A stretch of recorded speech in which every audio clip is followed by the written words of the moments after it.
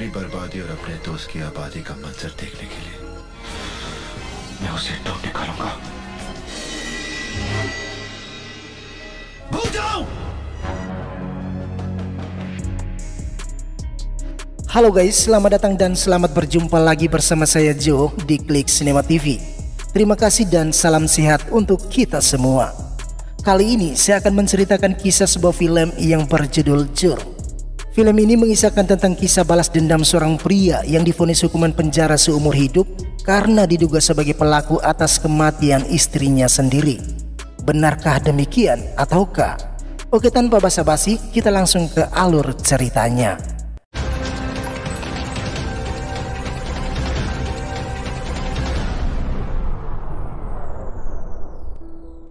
Di awal kisah kita diperlihatkan beberapa orang polisi mendatangi villa milik seorang pria yang terbaring di lantai.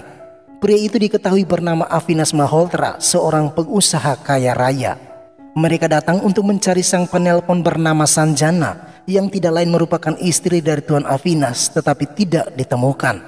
Ketika Avinas ditanyai keberadaan istrinya, Avinas menjawab kalau dia tidak tahu apa yang terjadi semalam karena ia mabuk berat. Namun setelah polisi menggeledah isi villa, mereka menemukan sebilah pisau berlumur darah. Atas temuan itu, Avinas ditahan karena diduga kuat telah membunuh istrinya sendiri. कल रात वाकई यहाँ पर कुछ ज्यादा ही हो गया था।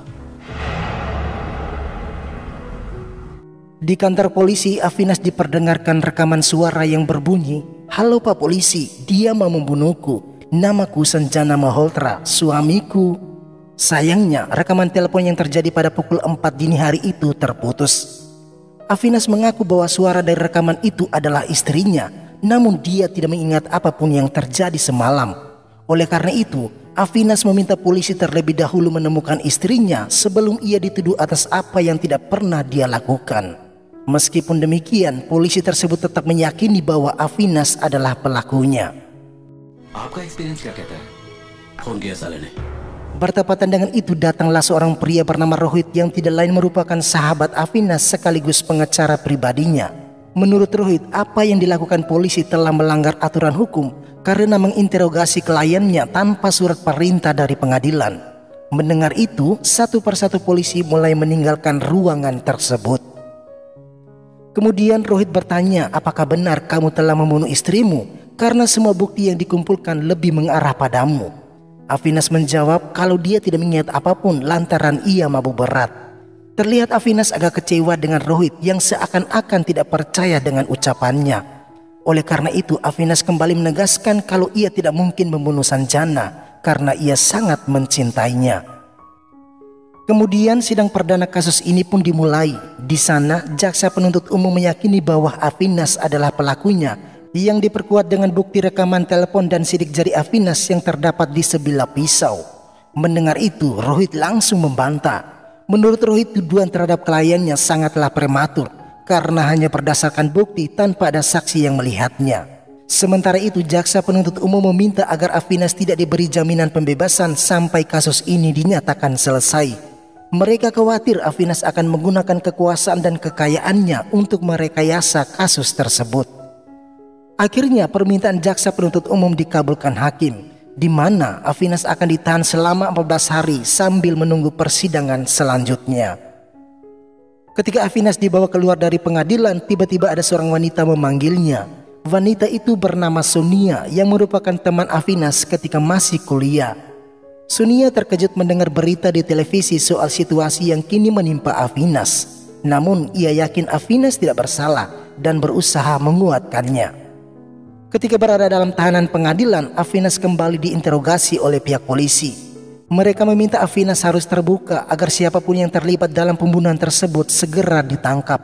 Alhasil Avinas mulai menceritakan awal kisahnya dengan Sanjana, di mana beberapa tahun yang lalu Avinas dan Sonia merayakan pesta tahun baru bersama-sama.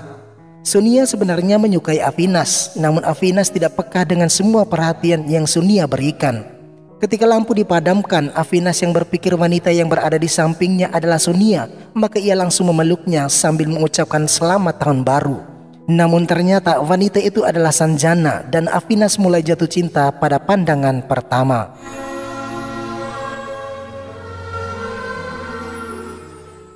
Selesai acara, Afinas hendak pulang, namun tiba-tiba terjadi kecelakaan mobil tepat di hadapannya.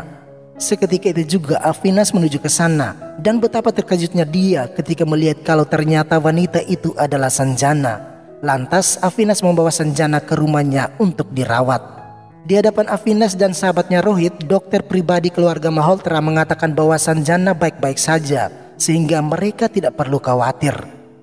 Keesokan harinya setelah pulih, Sanjana menemui Rohit untuk mengucapkan terima kasih, dan di sanalah mereka pun mulai berkenalan.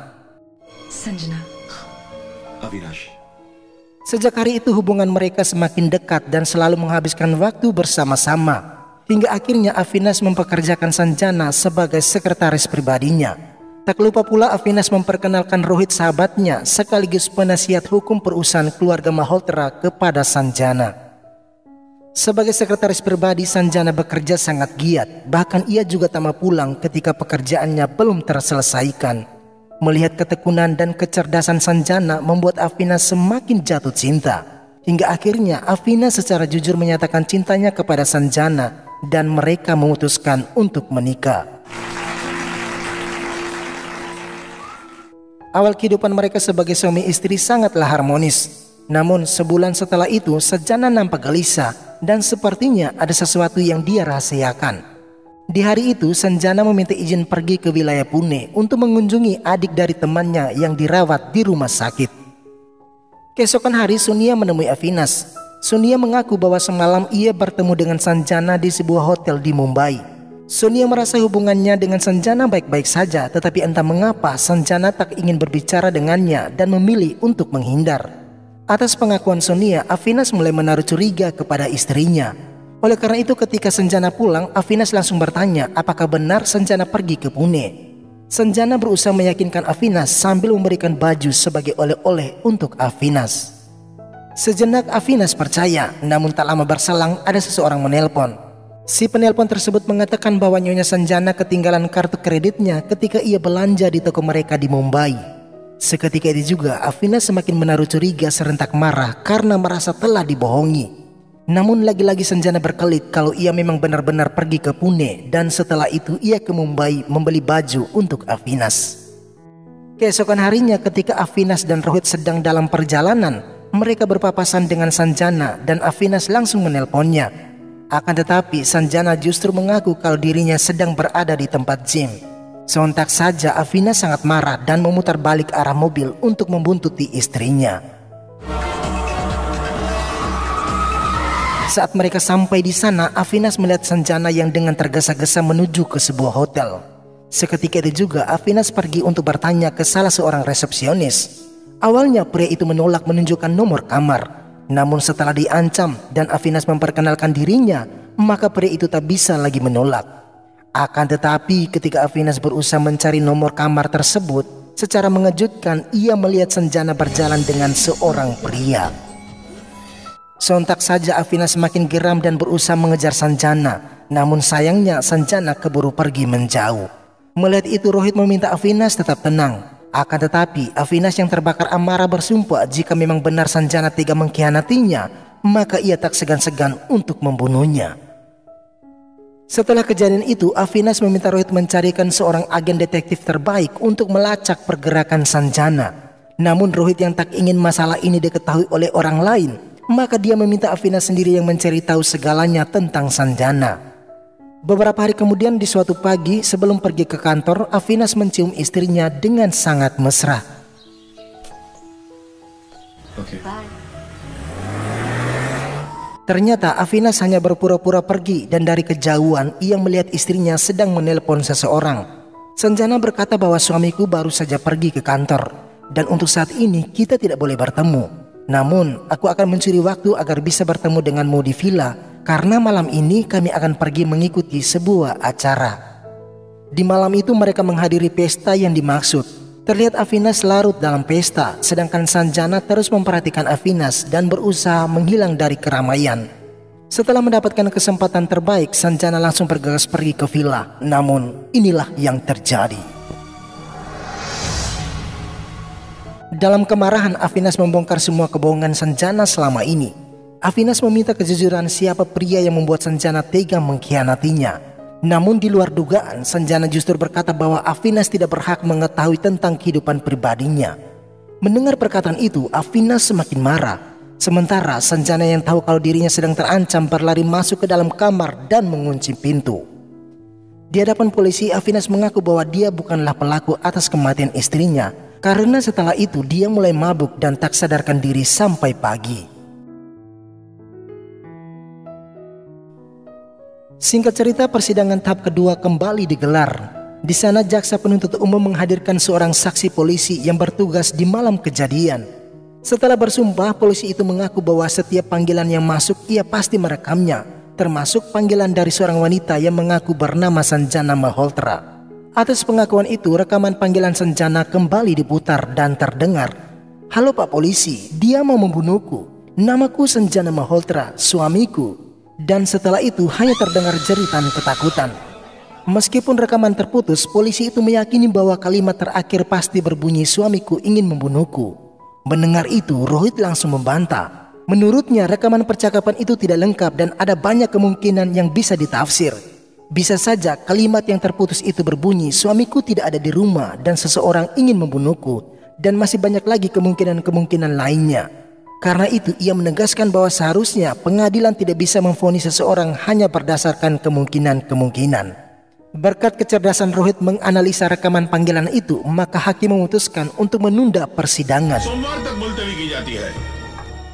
Ketika ditahan, Sunia datang berkunjung sambil membawa makanan untuk Afinas. Dengan doa dan dukungan, Sunia sangat yakin kalau Afinas tidak bersalah. Dan Sunia berjanji bahwa setelah bebas dia akan membawa Afinas ke sebuah kuil untuk membersihkan diri dari tuduhan atas kematian istrinya. Kemudian sidang tahap ketiga kembali digelar. Di ruangan persidangan terlihat Rohit sedang membantah tudingan terkait pisau yang ditemukan di TKP. Memang benar di pisau itu terdapat sidik jari Afinas, tetapi bukan berarti Afinas adalah pelakunya. Bisa saja Afinas dijebak oleh seseorang, karena menurut pengakuan Afinas di malam itu dia mabuk berat dan tak sadarkan diri. Lagi pula, sampai detik ini, tak ada seorang pun yang tahu di mana mayat Sanjana dikuburkan. Ketika Rohit sedang berapi-api membela Afinas, tiba-tiba saja ternyata pria itu merupakan paman dari Sanjana, kita sebut saja Camal, yang mengaku tahu di mana mayat Sanjana dikuburkan. Di sana Camal mulai bercerita bahwa ibu Sanjana merupakan seorang PSK. Atas permintaan ibu Sanjana, Camal mengasuh Sanjana sejak kecil dan sebagai imbalan ia diberi sejumlah uang. Tetapi ketika ibu Sanjana meninggal dunia, Camal kehilangan pemasukan dan berniat menjual Sanjana. Beruntungnya Sanjana berhasil melarikan diri. Namun ketika Camal mengetahui bahwa Sanjana kini telah menikah dengan pria kaya, maka timbullah niat jahat, di mana dia mengancam akan membongkar identitas ibu Sanjana kepada Afinas jika Sanjana tidak memberinya uang. Karena takut dengan ancaman itu, Sanjana diam-diam bertemu dengan pamannya untuk memberi uang tutup mulut. Hal itu sudah berlangsung di beberapa hotel dan terakhir mereka janjian bertemu di villa. Namun ketika tiba di sana, Camal mengaku kalau dia melihat Sanjana telah dibunuh oleh Afinas. Untuk meyakinkan jaksa dan hakim, Camal menunjukkan tempat di mana mayat Sanjana dikuburkan.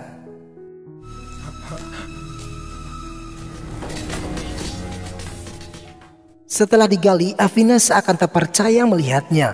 Apalagi ketika Rohit datang memberi pengakuan bahwa dari hasil pemeriksaan, mayat yang dikuburkan di belakang villa ternyata memang benar mayat Sanjana. Dan hal itu diperkuat dengan temuan kalung pemberian Afinas kepada Sanjana sewaktu menikah. Kini Afinas sangat pasrah sambil berharap ada mujizat datang ketika sidang putusan kasus ini digelar. Namun sayang, nasib seakan tidak memihak kepada Afinas, di mana Afinas terbukti secara sah dan meyakinkan telah membunuh Sanjana. Dan karena itu Afinas dijatuhi hukuman penjara seumur hidup. Meskipun vonis telah dibacakan, tetapi Afinas tetap yakin kalau dirinya tidak bersalah. Sehingga ia menghubungi Rohit meminta bantuan mengeluarkannya dari dalam penjara untuk mencari siapa pelakunya. Afinas berkata bahwa aku tidak menyesal jika dicap sebagai pembunuh. Namun yang aku sesali karena tidak bisa menyelamatkan istriku. Aku juga tidak menyesal dihukum penjara seumur hidup, tetapi yang aku sesalkan ketika pelakunya bebas dari hukuman. Mendengar itu, Rohit bersedia membantu Afinas meskipun harus melabrak etika profesi seorang advokat. Esok hari Rohit datang menemui Afinas sambil membawa sebuah dokumen yang diminta oleh Afinas. Ternyata Afinas ingin mewariskan semua harta kekayaan atas nama Rohit sahabatnya, dan ia percaya Rohit mampu menjalankan perusahaannya apabila terjadi kemungkinan yang terburuk. Di tangan Rohit ada sebungkus rokok lalu diberikan kepada Afinas sembari menginstruksikan apa yang harus Afinas lakukan. Kemudian Afinas mengeluarkan semua tembakau dan mencampurinya dengan air lalu meminumnya. Seketika itu juga Afinas jatuh pingsan dan langsung dilarikan ke rumah sakit untuk mendapatkan pertolongan. Namun saat di tengah perjalanan, tiba-tiba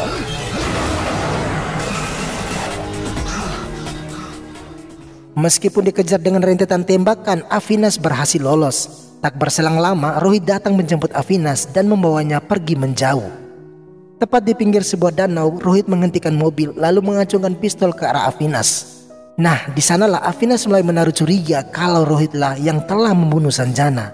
Dalam kecurigaannya itu, inilah yang terjadi.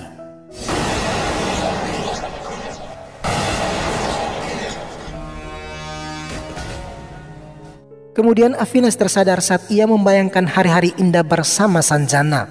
Afinas meronta-ronta sampai ia jatuh ke lantai, dan untung saja Sunia berhasil menenangkannya.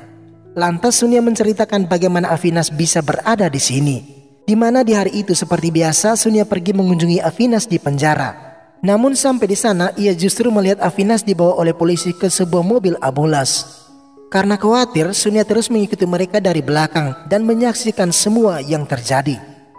Merasa bahwa hidup Afinas sedang dalam ancaman, Sunia terus membuntuti kemana Afinas pergi.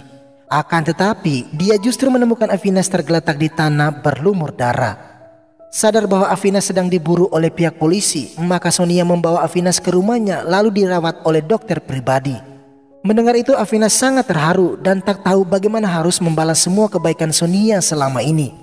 Afinas lalu menceritakan tentang kecurigaannya kepada Rohit sesaat sebelum ia ditembak dan berjanji untuk balas dendam. Sejak hari itu Afinas tinggal di rumah Sonia. Selama dalam proses pemulihan, Sonia selalu merawat Afinas dengan penuh kesabaran hingga Afinas benar-benar pulih. Di sisi lain, setelah mendapat harta warisan dari Afinas, Rohit membeli sebuah hotel mewah di Malaysia dan menetap di sana. Hal itu diketahui ketika Sonia secara kebetulan mendapat sebuah majalah yang mempublikasikan sosok Rohit yang kini menjadi jutawan muda. Sontak saja Afinas menjadi sakit hati dan ingin mencari keberadaan Rohit. Berkat bantuan Sonia, Afinas akhirnya bisa memiliki paspor dengan menggunakan identitas palsu. Kemudian Afinas berangkat ke Malaysia bersama Sonia. Kedatangan mereka disambut sangat ramah oleh seorang supir taksi bernama Haris yang juga berasal dari India. Dalam perjalanan, Haris bercerita tentang Rohit karena malam nanti Rohit akan mengadakan pesta besar-besaran di hotel miliknya. Setelah itu Haris mengantar mereka di sebuah hotel yang berhadapan langsung dengan hotel milik Rohit. Melihat kemegahan hotel itu, Afinas semakin sakit hati. Oleh karena itu, saat malam tiba, Afinas diam-diam masuk ke hotel tersebut. Di sana, Afinas menyaksikan sendiri Rohit yang dengan sombongnya menceritakan bagaimana ia bisa meraih kesuksesan saat ini. Terbakar api dendam, Afinas ingin segera membunuhnya. Namun ketika Afinas membidik senjata tepat ke wajah Rohit, tiba-tiba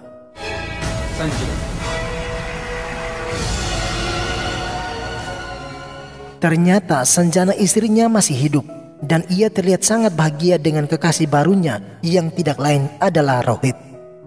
Afinas tidak pernah menduga kalau orang kepercayaannya dan orang yang paling dia cintai tega mengkhianatinya. Sementara itu, Sonia yang sedari tadi mencari keberadaan Afinas sangat khawatir ketika melihat Afinas duduk sendiri.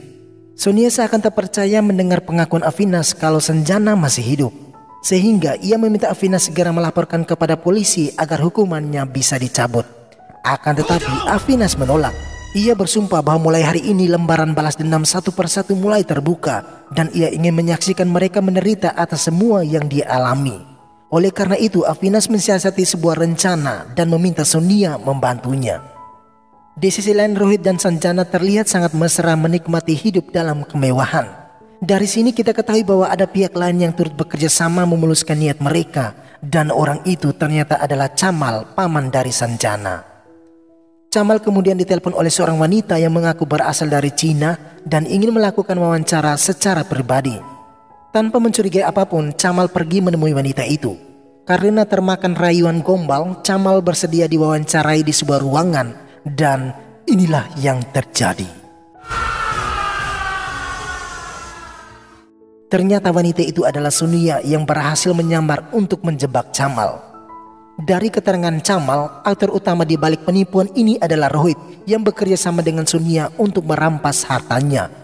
Camal kemudian bercerita bahwa di malam itu ketika Sanjana mengunci pintu kamar, dia melihat Avinas yang stres mulai minum sampai mabuk. Saat Sanjana melihat Avinas sudah tak sadarkan diri, ia menelpon Rohit untuk datang ke villa tersebut dan Rohit memberikan obat bius. Sementara itu Sanjana menelpon polisi seakan-akan ia sedang dalam ancaman.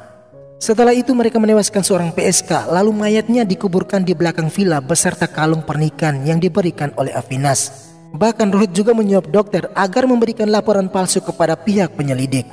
Bantuan hukum yang diberikan Rohit hanyalah kepura-puraan karena ia berharap Avinas dihukum gantung. Tetapi ketika hakim menjatuhkan hukuman penjara seumur hidup, Rohit sangat ketakutan dan ingin segera membunuh Avinas. Siasatnya itu seakan berhasil ketika Rohit membantu pelarian Avinas karena ia dan Sanjana menyaksikan sendiri ketika Avinas ditembak. Setelah mendengar pengakuan dari Camal, Avinas kemudian membunuhnya. Sejak kematian Camal, hidup Sanjana selalu diselimuti ketakutan. Bahkan ia tak sadar sedikit pun kalau pria yang bermesraan dengannya dalam kegelapan itu adalah Avinas. Namun ketika Rohit muncul sambil menyalakan lampu, Avinas langsung menghilang. Sementara itu Sanjana semakin ketakutan ketika tahu kalau pria yang sedari tadi bersamanya bukanlah Rohit. Bahkan Sanjana teriak histeris saat melihat Avinas terapung di atas kolam.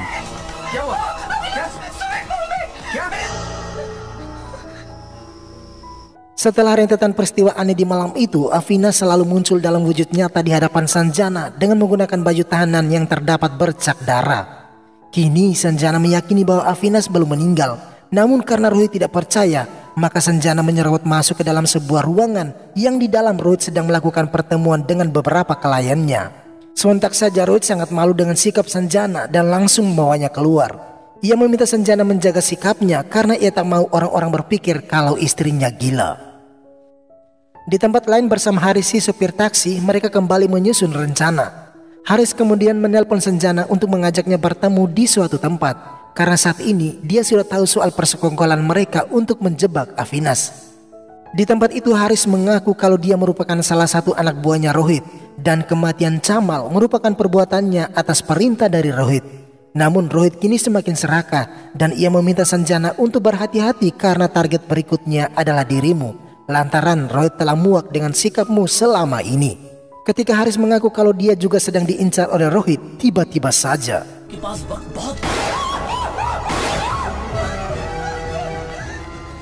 ternyata semua itu hanyalah sandiwara agar Sanjana semakin percaya dengan semua ucapannya tadi dan mulai mencurigai Rohit.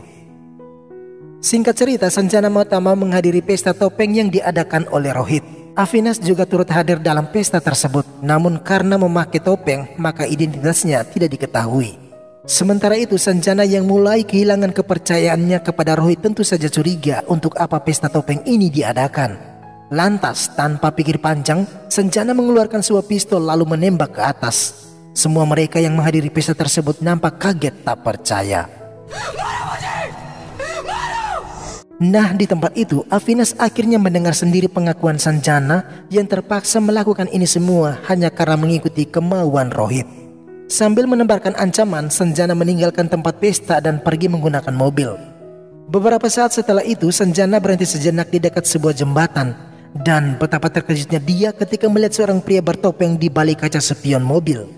Sanjana yang ketakutan langsung keluar dan ingin menembak pria bertopeng itu. Namun tangan Sanjana menjadi lemah setelah tahu kalau pria itu adalah Avinas. Ketika Avinas berjalan mendekat, Sanjana yang ketakutan memilih mundur. Kemudian Avinas mengambil pistol yang dijatuhkan Sanjana lalu menodongnya. Seketika itu juga Sanjana langsung menangis mengaku bersalah sambil meminta pengampunan.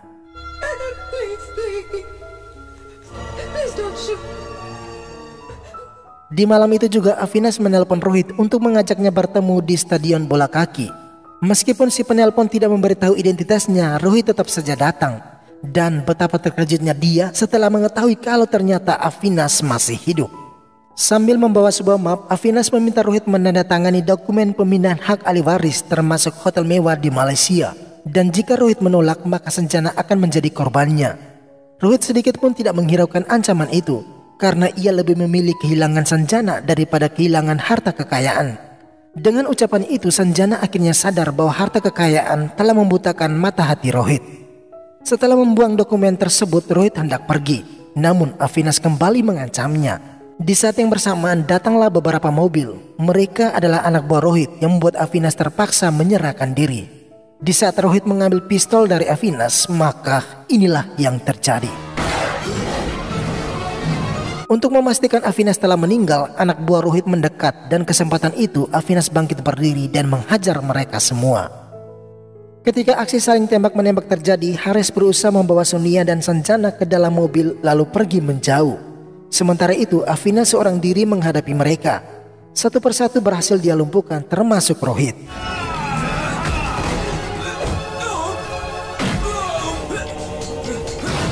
Karena takut, Rohit melarikan diri, tetapi semua itu hanya untuk menunda kematiannya saja. Lantaran tak ada lagi pengampunan dalam diri Avinas.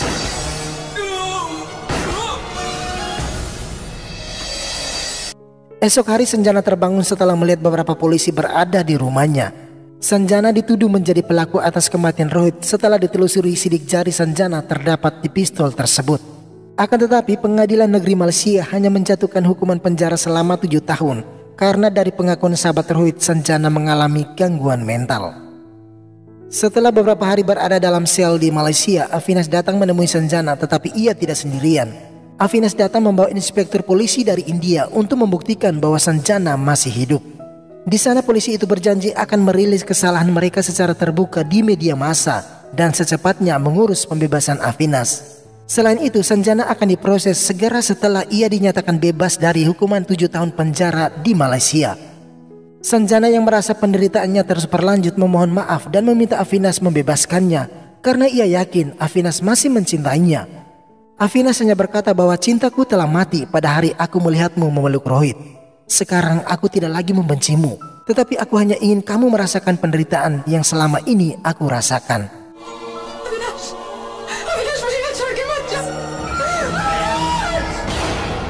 Dan filmnya pun ditutup ketika Avinas pergi menemui Sonia yang duduk termenung. Avinas lalu membuka hati untuk Sonia yang selama ini menaruh perasaan padanya. Sekian, terima kasih dan bye. I love you. I love you too.